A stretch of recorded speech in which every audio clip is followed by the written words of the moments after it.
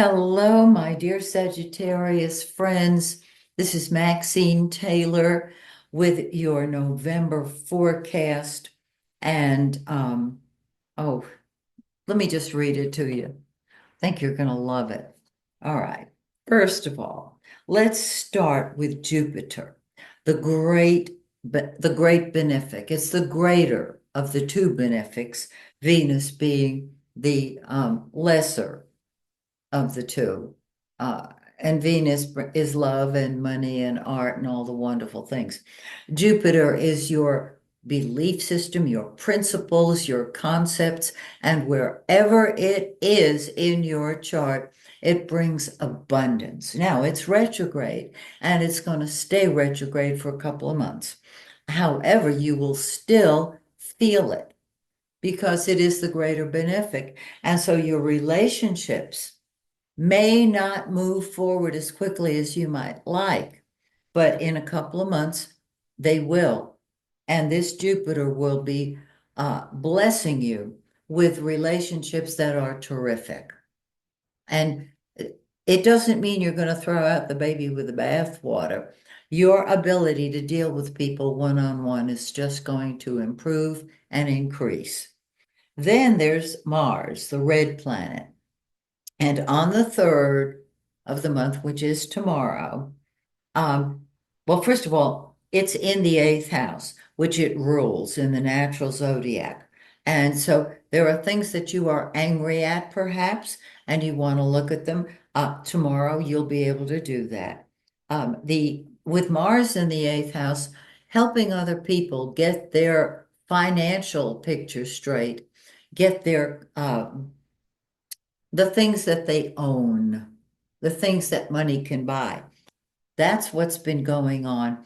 And you've probably, if you've been on the spiritual path, been looking at any anger issues that you might have had. On the 3rd, Mars moves into the ninth house. You see the big picture and you are so fine with it, so cool about it. Now, ninth house is long distance travel and communication. And so you might want to get on a plane and go someplace far away. It's higher education. It's your principles, the principles by which you lead and live.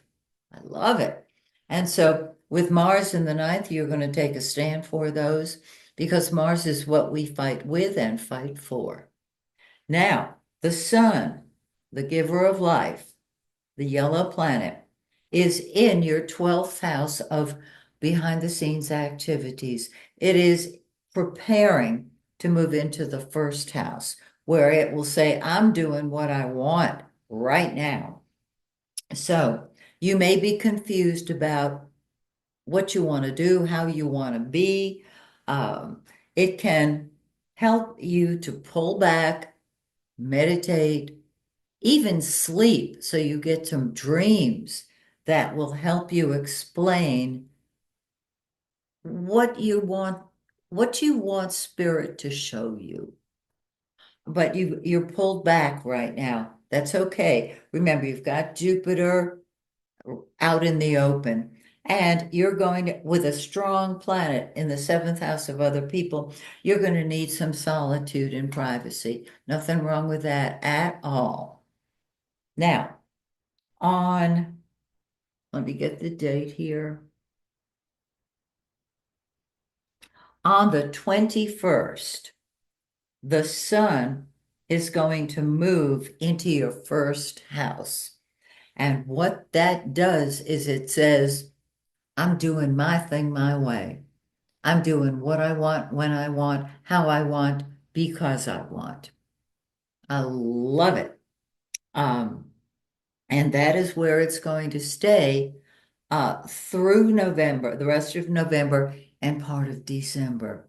So you're doing your thing. Yes. Along with that is Mercury.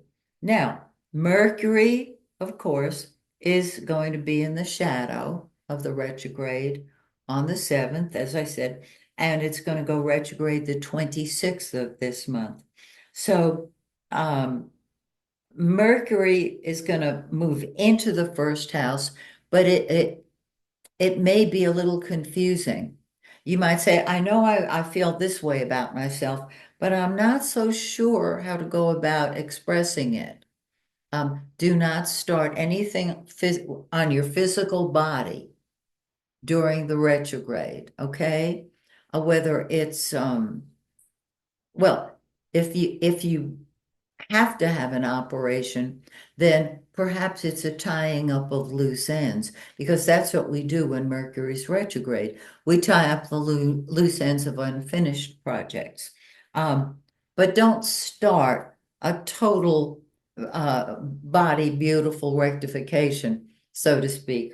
Uh, Wait until after next month, December, when Mercury is no longer retrograde, okay? Venus is in your first house and you want to beautify yourself. So work with what you got. You will be, Venus brings happiness, it brings love. And in the first house, it brings self-love and would account for a desire for a certain amount of personal beautification. On the 11th, Venus moves into your second house of money. Yes, and it's going to stay there the rest of the month and probably part of December as well. So get ready when Mercury goes direct. You've got that Venus in the second house. Don't you love it? We had a new moon yesterday in the 12th house, and this will bring 2 weeks of the desire for solitude, privacy, uh, etc., so that you can listen within to the God within you. 2 weeks after this new moon, we have a full moon on November 15th. It's in 24 of Taurus. The I don't know, we've got the new moon in 9 Scorpio, and of course then the full moon is in the opposite sign, 24 Taurus. This brings about a change, perhaps an upgrade at work. Um, if you work out, if you are not a bodybuilder, but if you go to the gym regularly, this is very helpful for your physical body. It strengthens it. There can be a job offer. Remember, if it's if it's a new project, give yourself and the person making the offer 2 weeks before you start. Don't sign anything before um, dur during November, basically. Okay? So you got some great aspects here. I love it. So next month, let's see what's going on, because of course there are elections going on this month, and the fallout will show probably in everybody's chart in some way, no matter who is elected. So, till we meet again, may the stars shine brightly on you and yours. Bye for now.